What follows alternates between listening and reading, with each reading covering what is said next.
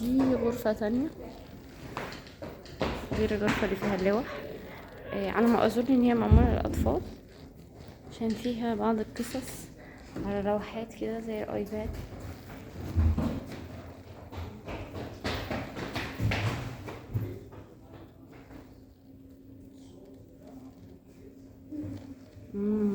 ودي لوحة كبيرة شكلها جميل.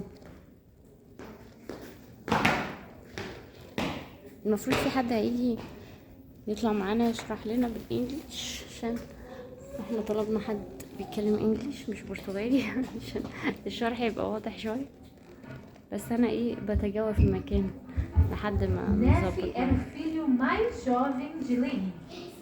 Ele sabia que seu pai era um profeta de Deus. Nefe queria seguir a Deus e ده fazer o مكان certo. تقعدوا هنا dia, والأطفال após sua تسمع família deixar Jerusalém, قصص. Lehi pediu que seus في هنا 4 قصص filhos قديمة وقصص voltassem. كمان، يعني لقيت هنا كتاب مرسوم فيه حاجات عن الفراعنة المصريين القدماء.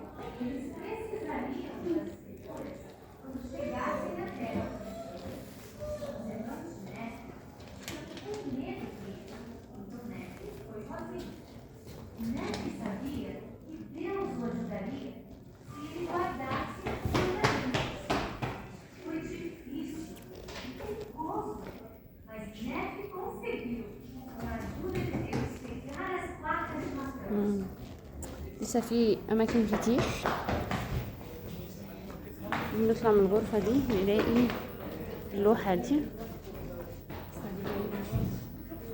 وهي يعتبر حاجة زي الشاشة مش لوحة، أنا تخيلتها لوحة. مش عارفة بقى مين دول ناس يعني شكلهم من أيام الأبيض وأسود. ده المتحف أصلا معمول بيقولوا لنا سنة 2019 يعني مش من زمان، بس بيتحدث عن وكده لسه هما هيشرحوا لنا الكلام ده. ودي كمان لوحة.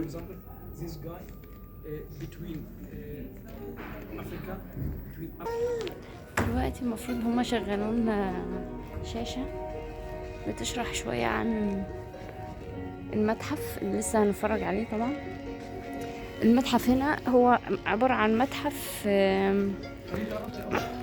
انا هرجع لورا شوية. متحف متهيألي يعني الحضارة او الحاجات الخاصة بالكنائس. تمام.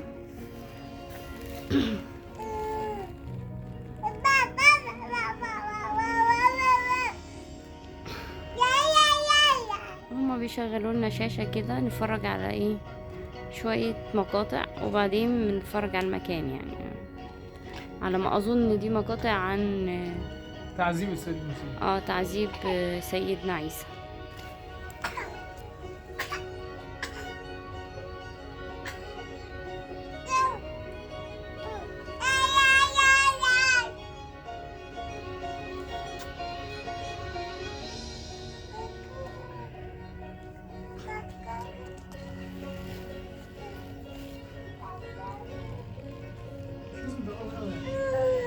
الشاشة مش واضحة قوي.